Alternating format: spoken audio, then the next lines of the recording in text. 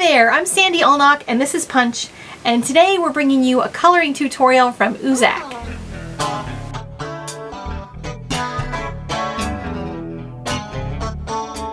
I've got my little furry friend here today because I'm going to show you how to color some fur on the Nom Nom Monster stamp, and I'm also going to show you how to do a little bit of a treatment for a background. So let's get started.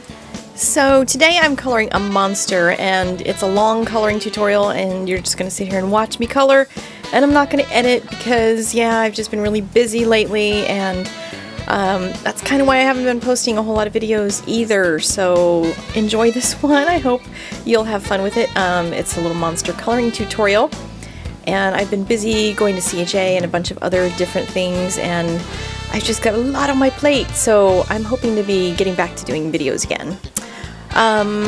This little monster I wanted to color, and it's for the Oozak blog, and they're doing a challenge to do something with your favorite color. My favorite color is yellow, so I am going to use yellow in this, but I asked on my Facebook page what color you would be if you were a monster, and so I'm using some of the colors that people said that they would be if they were a monster. So we had some people say purple, so of course there's going to be purple in here. Orange and green and pink, so we're going to have a monster of many colors here to show you. And this little guy is from Little Miss Muffett Stamps, and he's just so cute. I think he's just really adorable. So I am coloring him with my Copics, of course, and I picked up the wrong green here, so I'm going to make the light come from the upper right anyway, so it's not such a problem that I picked a darker green. The lighter green is going to be the YG23, and I'm just laying down a flood of color in each of the areas that I'm going to color on this. I'm going to worry about the shading later once I get all the colors kind of laid in there. It's a kind of an order that I don't normally do. Normally, you guys, if you've watched my videos, I color from dark to light. And I'm starting to maybe change that, at least in some instances. And one like this, where I really want some solid punchy color, is a time when it makes perfect sense to me to lay down the base color first. I took a Copic class in Anaheim, and that's how they did everything. They laid down a base color, and I'm trying not to be afraid to lay down a base color. I usually don't do that because I'm afraid of losing the light places, because when I start blending, if I lay down a base color first, sometimes I go a little bit too crazy when I start adding my shading in. So on this one, I want lots of punchy colors, so I'm just laying down the base color first. And then I'm going in with a secondary color, and I'm writing all these down on a piece of paper or on the off to the side of the paper instead of showing you the caps, because I'm using a lot of my chows. When I first bought my Copic markers, I bought a lot of the ones that were really punchy colors because that's what I thought I would use the most. And it doesn't tend to be the ones I use the most. I use the more subtle colors more often, I think. But yeah, I've got chows, which I don't have the lids for on the end. If you don't know the difference between chows and the sketch markers, the chows are the round-barreled ones. They have a smaller barrel. They're a little less expensive. And they have the same nibs, though, and the same inks and everything as the other sketch markers. Sketch comes in more colors, and it holds more ink in each marker.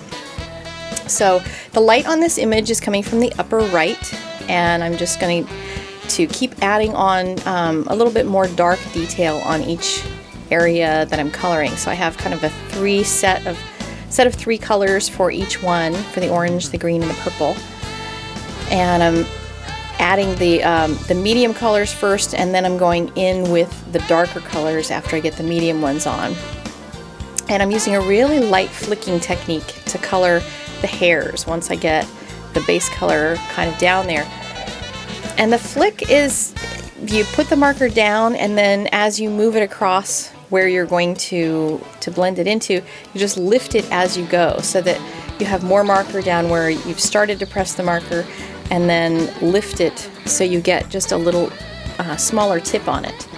And then as you get into the very, very fine detail of hair, you'll use the super, super fine touch. You don't even want to press hardly at all. You want just the very, very tip of the marker to go across the surface of the paper. You don't really want to have a whole lot of big, heavy, fat lines. So you're going to get more of your fine hairs on your little Nom Nom Monster by just flicking, especially with this dark purple. I am barely touching the surface because I want to get lots of fine detail in there. If I was going to do something with more smooth blending, I could certainly go over this again with another purple to soften that out, but I really want lots of fine detail of that hair in there so that he looks all fuzzy and squishy because he's so cute. Num num num num, eating up his little heart. And so I'm adding the shadows on the left and on any area that's recessed on this image, and sort of toward the bottom because the light is coming from the upper right hand side. And I'm going in with kind of one of the medium purples now to just add a little bit more detail because the dark purple got a little bit too strong as I started going along. And I'll just do a little bit more smoothing as I go. Let's see, what else can I talk about while I while away the time while this is coloring. I do actually, just so you know, I'm not coloring and talking at the same very moment. I am doing voiceover after, and this is being colored at twice the speed. I've sped it up 2 times so that we're not here all night or all day or all whatever it is that you're watching this. So I'm recording the voiceover and just trying to fill space. So yes, the nose, you'll see that I did kind of have a little blooper with the green marker that kind of went into the pink nose. I am going to touch that up with white pen later on. So feel free to adjust when you have a little blooper with your marker, because that's what I do all the time. So adding a little bit more shading to his feet. So he has more light on the right foot, or his left foot, but the right foot on the right hand side of the picture. Now I'm just going to add some blue to really make the whites pop. You could leave something white, but if you add a little bit of blue, I find it tends to look more blue or more white in conjunction with everything else. So my favorite color is yellow. So of course there's going to be lots of yellow in this, and I'm going to do lots of yellow in the background. And I'm going to make the yellow merge kind of from a dark yellow, the Y17, which is the best marker in the whole world, by the way.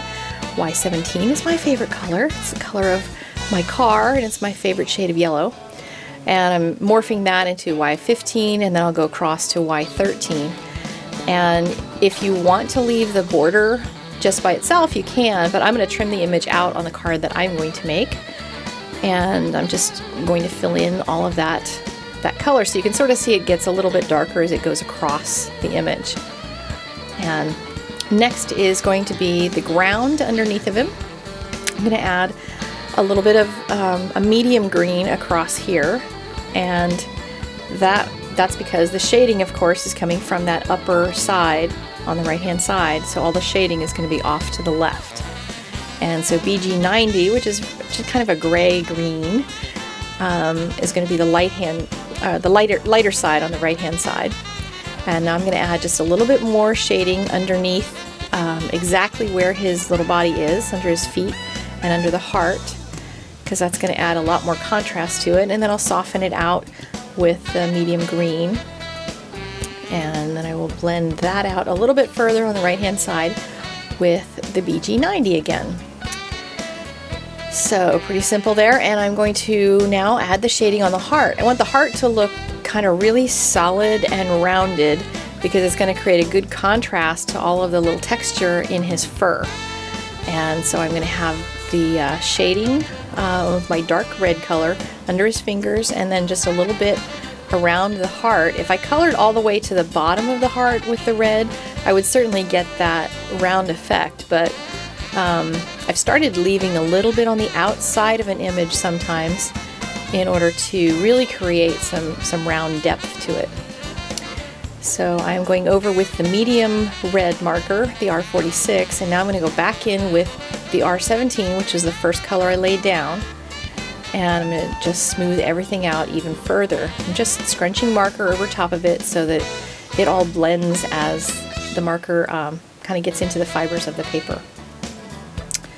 Now I'm going to add just a little bit more detail. I've got a white pen, going to add a little bit of shine on that heart, and then I'll do a little repair on a few things. I'm going to make his little fingernails white, And I'll fix his little nose, just a bunch of little things.